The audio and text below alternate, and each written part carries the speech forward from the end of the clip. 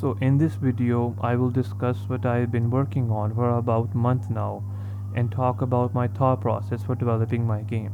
First of all, let's talk about the looks of my project. Many shmups have a Sega Genesis and pixel art look, and while I definitely like the art direction, I want my project to have a 3D pre-rendered look because it's one of the most underrated art styles. And because it It's has also soul. because I can't draw anything in 2D, but I can model at least basic meshes in Blender.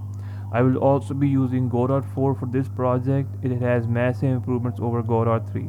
So the first thing I worked on in my project is the bullet system, and right now I have a code setup that can do various types of patterns in a shmup.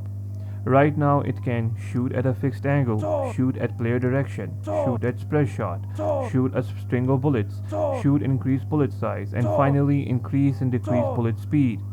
This will be expanded on in the future, but right now I have this decent system set up.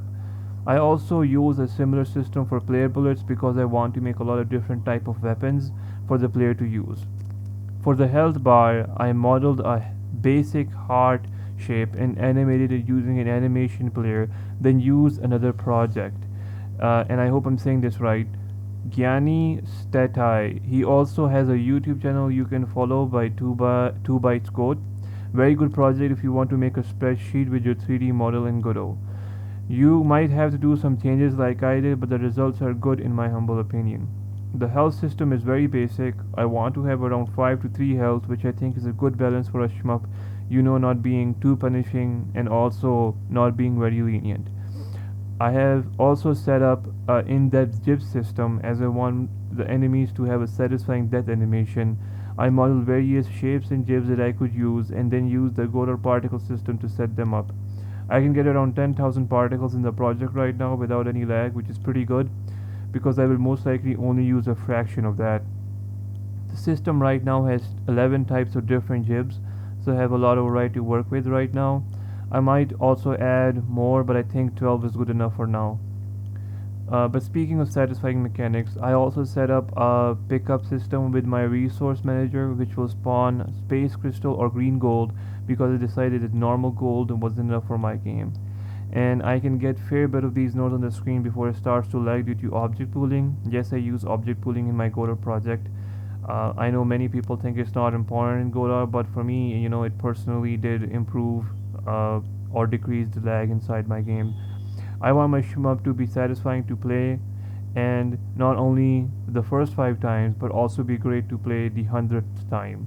So, high replay value basically.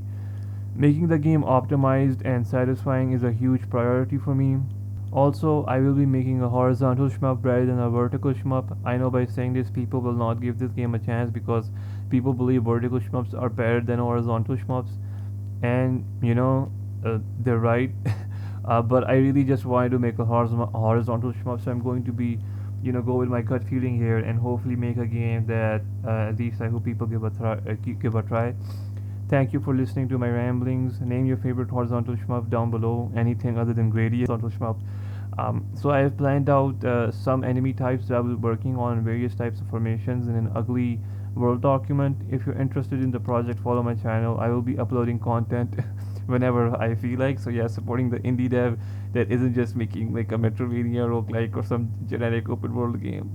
Thank you. It would be ironic if I just end up making a Euro shmup